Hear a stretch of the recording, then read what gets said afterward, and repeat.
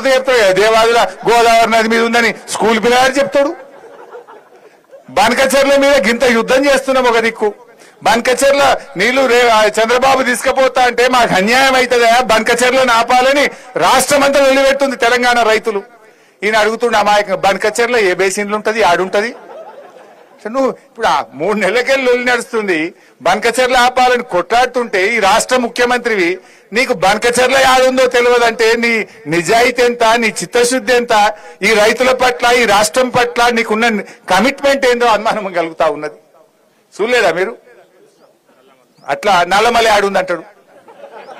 నేను నల్లమలలో ఉట్టినా అంటాడు, నల్లమల యాడుంటాడు అంటాడు. అంతా అదెందుకు? రైతుల గురించి మొన్న అడిగిపోయిండు. ఏది వ్యవసాయ విశ్వవిద్యాలయం పోయిండు. వ్యవసాయ విశ్వవిద్యాలయం పోయి కందులు, పెసర్లు ఇలాంటి అన్ని కూడా మన వాటిని కందులు, పెసర్లు ఏమంటామే మనం? పప్పు ధాన్యాలు అంటాం. ఏమంటాం? పప్పు ధాన్యాలు అంటాం. ఈ కొర్రలు, రాగులు, సజ్జలు వీటిని ఏమంటాం? చిరుధాన్యాలు అంటాం. మిలెట్స్ అంటాం. రేవంత్ రెడ్డి ఏమన్నాడు మొన్న? ఆడికి పోయి కందులు, పెసర్లు ఇవన్నీ కూడా మిల్లెట్స్ ఇలాంటి పంటలు బాగా పండించాలి అన్నాడు. ఎవరి ముంగట అన్నాడు? పోయి ఆడ వ్యవసాయ విద్యార్థుల ముందు అన్నాడు. ఆ పిల్లలంతా ఇదేంద్రబాయ్ మిల్లెట్లు అంటే మరి నిన్నదాకా మేము రాగులు, సజ్జలు, కొర్రలని చదువుతుంది, ఈయన వచ్చి కందులు, పెసర్లు, మిల్లెట్లు అంటాడు. ఇదేంద్రబాయ్ అని చేతిలో పెట్టుకున్నారు. ఎక్కడి కథ, ఏం కథ ఇది? పరిశాలిగా ఆగమాగం జగన్నాథం.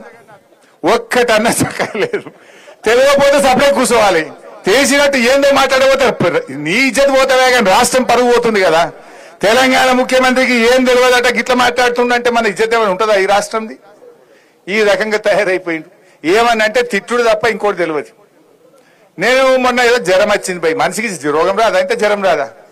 నేను దవాఖానలో పట్టే దాని మీద కూడా మాట్లాడతాడు. ఈయన దవాఖానలో పడ్డాడు అంటాడు, ఈయన ఇంత పొడుగు ఉన్నాడు అంటాడు. ఇంకా నేనేం చేయాలి? దేవుడు నాకు పొడుగు ఇచ్చిండు, నీకు పొడుగు ఇచ్చిండు. నువ్వు తలకాయ కిందికి పెట్టి కాలు మీదకి పెట్టి గుంజినాను పొడుగు కావు. ఊకే నా మీద పడి ఎందుకు ఎడతావా రేవంత్ రెడ్డి? హరీష్ రావు పొడుగు ఉన్నాడు, హరీష్ రావు ఏమో నేనేం చేయాలి భయ్? దేవుడు నాకు పొడుగు ఇచ్చిండు, నీకు పొడుగు ఇచ్చిండు, మరి నా మీద పడి ఎడతాడు ఊకే. అంటే ఒక సైకో టైప్ అయిపోయిండు.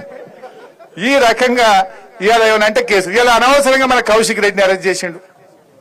ఆ అరెస్ట్ కూడా ఎట్లా చూసి ఇవాళ శనివారం, రేపు ఆదివారం కోర్టు ఉండదు.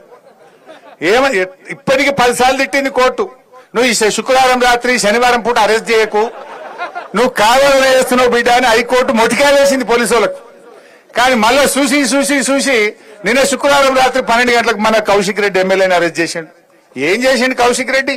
కౌశిక్ రెడ్డి రేవంత్ రెడ్డి తప్పులను ఎత్తి చూపిండు, గట్టిగా మాట్లాడిండు, పోరాడిండు. బీఆర్ఎస్ ఎమ్మెల్యేలను గుంజుకుంటే వాళ్ళ మీద గట్టిగా పోరాటం చేసిండు. బిడ్డ రాజీనామా చేయండి రాబాయ్ అని కొట్లాడిండు. ఆ కౌశిక్ రెడ్డి గట్టిగా అడుగుతుండని ఆయన మీద పగబట్టి నిన్న రాత్రి 12 గంటలకు దొంగ కేసు పెట్టి, ఫాల్తు కేసుల అన్యాయమైన సెక్షన్లు, నాన్ బౌలబుల్ సెక్షన్లు పెట్టి ఇవాళ ఆయనను అరెస్ట్ చేసి జైల్లో పెట్టిండు. ఏమైనా మర్డర్ చేసిండా? ఎవరినైనా చంపిండా? ఏమైనా మోసం చేసిండా?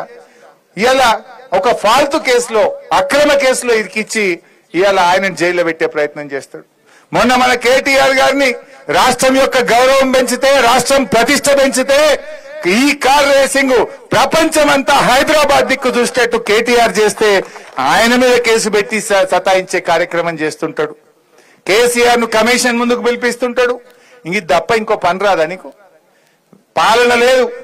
ఎంతసేపు ప్రతిపక్షాల మీద పగబట్టుడు, కేసులు పెట్టుడు, రైతులను జైలు వేసుడు, రైతులకు బేడీలు పెట్టుడు, ఇది తప్ప నువ్వు చేసిన ఒక మంచి పని ఏమైనా ఉందా? అందాల పోటీలను పెట్టినావు. అసలు ఈ ఒక విషయం తెలవాలి మీకు.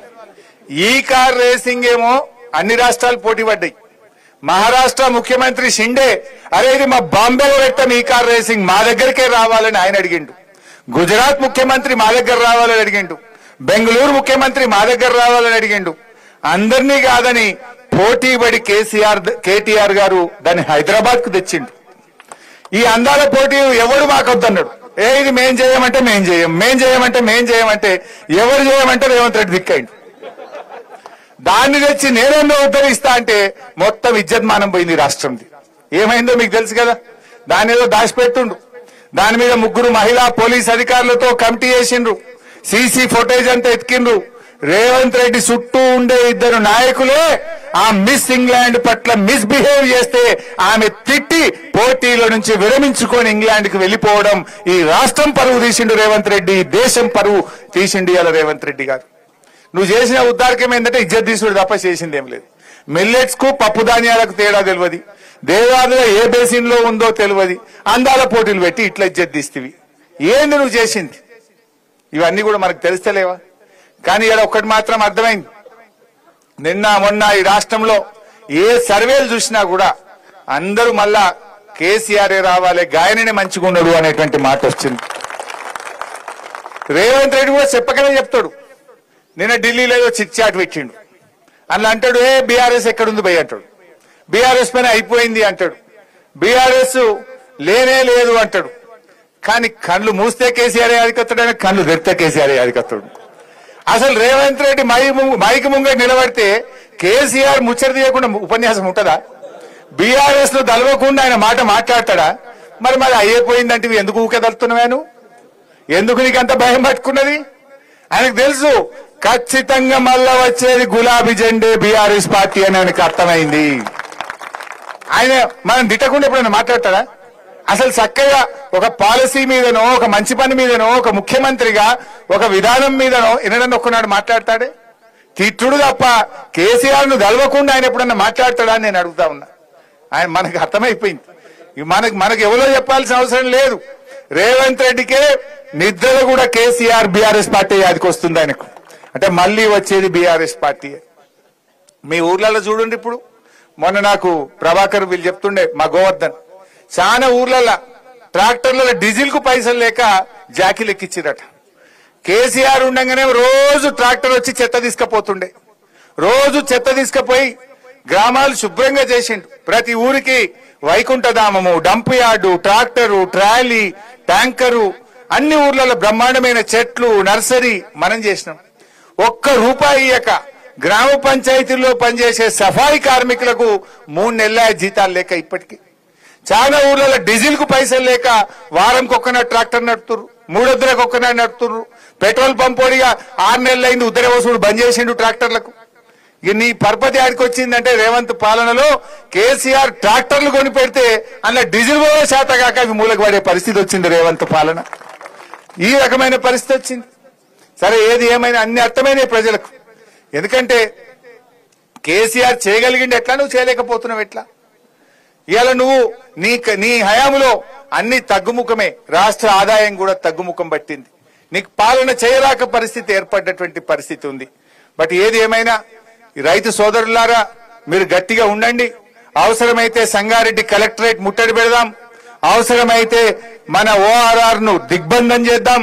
మీ అందరికీ పటాన్ చెరువులోని 22,000 మంది రైతులకు, ఓఆర్ఆర్ లోపలున్న 2 లక్షల మంది రైతుల కోసం బీఆర్ఎస్ పార్టీ అవిశ్రాంత పోరాటం చేస్తుంది.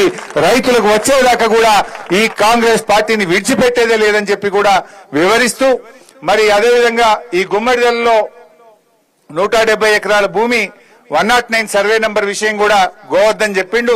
నేను గతంలో కలెక్టర్ గారితో మాట్లాడినా, తప్పకుండా ఈ గుమ్మడిదల 109 సర్వే నంబర్ రైతులకు కూడా బీఆర్ఎస్ పార్టీ అండగా ఉండి వాళ్ళకు న్యాయబద్ధంగా రావాల్సిన డబ్బులు వచ్చేదాకా కూడా మీకు సంపూర్ణమైన సహకారం అందిస్తామని కూడా తెలియజేస్తూ, ఈనాటి రైతు ధర్నాకు వచ్చిన రైతు సోదరులకు, దీన్ని దిగ్విజయం చేసిన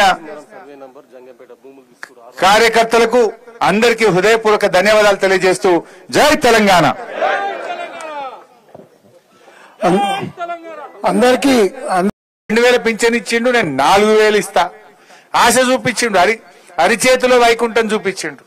ఇప్పుడు రంగారెడ్డి జిల్లాలకు వెయ్యా, మేడ్చల్ జిల్లాలకు బంద్ పెడతా, పటాన్ చెరువులకు ఎగబెడతా ఇట్లా అన్నాడా కేసీఆర్ ఎప్పుడన్నా?